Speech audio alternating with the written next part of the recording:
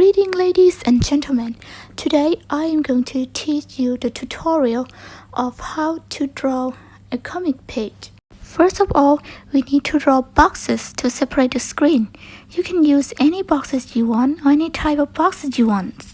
This time you can use the ruler. After you finish drawing the boxes, now you can sketch each screen in each boxes, but first you can use the pencil first, so you can arrange and fix this later. Just start off by sketching character movement in the scale first.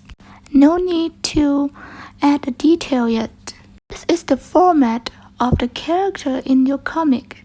You can adapt the movement after this. After you're done about sketching the scale of any character in each screen, so you can start adding the detail. But first of all, you can add the detail by using the pencil, using the darker pencil than before. Drawing like this is to make your character more lively and add any detail you want your character to look like. You can add the detail in the background and foreground as well. And this time you can add the shadow bubbles in each screen. I suggest for the sketching part you can use 2H pencil, but this part you can use HB pencil. I do not suggest that you should use 2B pencil because it will be hard to erase once you put an ink onto it. Another suggestion, if you do not know how to draw any character's movement, you can search the picture on internet. Like for example, if you don't know how to draw the character holding a sword, you can just search on internet like human holding a sword. And I also suggest you to read another comics for inspiration and to look at the character's movement in the other comics as well.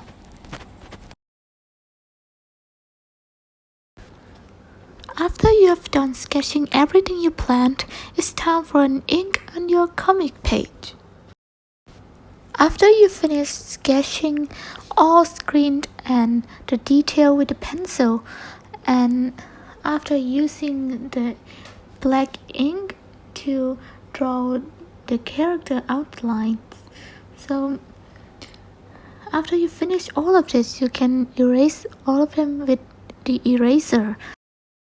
For the large spaces of the screen, you can use the large head pen to draw it, but for the small detail you can use the small head pens. I suggest the small head pen should be 0.1 size and the large head pen should be at least 0.5 size. I think it's better to use 0.5 than 0.8 because 0.8 pen is too big.